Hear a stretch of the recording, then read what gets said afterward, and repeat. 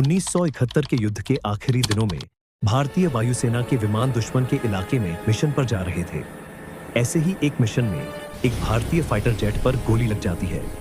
विमान से धुआं निकलने लगता है और कंट्रोल बिगड़ने लगता है। पायलट पूरी कोशिश करता है कि विमान को संभाल सके, लेकिन हालात उसके काबू से बाहर हो जाते हैं।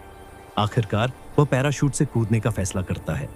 वह हवा में नीचे उतरता हुआ खेतों की ओर जाता है। जमीन पर पहुंचते ही पाकिस्तानी सैनिक उसे घेर लेते हैं।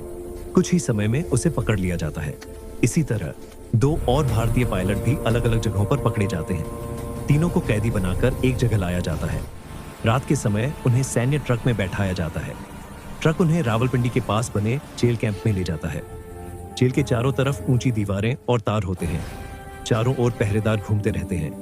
उन्हें एक छोटी और अंधेरी सेल में रखा जाता है। हर दिन की शुरुआत गिनती से होती है। थोड़ी देर बाहर निकालकर फिर वापस सेल में बंद कर दिया जाता है। दिन एक जैसे बीतते जाते हैं। युद्ध खत्म हो जाता है, लेकिन उनकी रिहाई की कोई खबर नहीं आती। धीरे धीरे उन्हें लगने लगता है कि अगर कुछ नहीं किया तो यहीं फंसे रहेंगे। एक रात जब जेल शांत होती है, वे भागने की सोचते हैं। वे चुपचाप एक योजना बनाते हैं। किसी तरह उन्हें एक छोटा सा लोहे का टुकड़ा मिल जाता है। उसी से वे रात में दीवार को खुरचने लगते हैं। हर रात थोड़ा काम करते हैं। सुबह होते ही उस जगह को छिपा देते हैं। ये कई दिनों तक चलता रहता है। हाथ दुखने लगते हैं, लेकिन हिम्मत नहीं टूटती। आखिरकार दीवार में इतना छेद बन जाता है कि आदमी निकल सके। तीनों समझ जाते हैं कि यही सही मौका है। गहरी रात में पहला पायलट बाहर निकलता है। तीनों झुक झुक कर आंगन में आगे बढ़ते हैं। वे पहरेदारों की नजर से बचते रहते हैं। धीरे धीरे वे बाहरी दीवार तक पहुंचते हैं। फिर वे तार वाली बाड़ भी पार कर लेते हैं। अब वे जेल से बाहर होते हैं।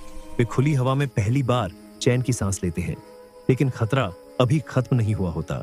अब उन्हें अपनी पहचान छिपानी होती है। वे स्थानीय कपड़े पहन लेते हैं ताकि लोग उन्हें आम आदमी समझें। उनका इरादा अफगानिस्तान की सीमा तक पहुंचने का होता है। उन्हें लगता है कि वहां से भारत लौटने का रास्ता मिल सकता है। वे ज्यादातर रात में चलते हैं और दिन में कहीं छिपकर आराम करते हैं। रास्ते में वे गांव पार करते हैं, खेतों के बीच से निकलते हैं, रेल की पटरियां भी पार करते हैं। कभी कभी सड़क के किनारे पानी पीते हैं।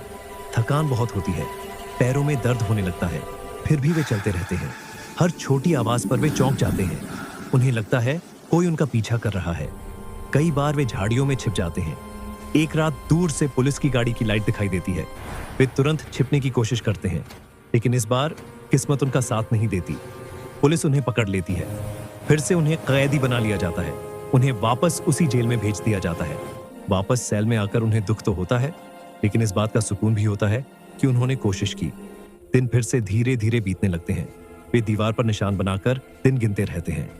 मन में बस एक ही उम्मीद रहती है कि एक दिन जरूर घर लौटेंगे। फिर एक दिन अचानक सेल का दरवाजा खुलता है। उन्हें बताया जाता है कि सबको वापस भेजा जाएगा। पहले तो उन्हें यकीन नहीं होता, फिर धीरे धीरे उम्मीद जाग जाती है। कुछ दिनों बाद उन्हें बस में बैठाया जाता है। बस सीमा की ओर चल पड़ती है। सफर के दौरान वे बाहर देखते रहते हैं। फिर दूर से तिरंगा दिखाई देता है। भारतीय सैनिक भी नजर आते हैं। उनकी आंखों में आंसू आ जाते हैं।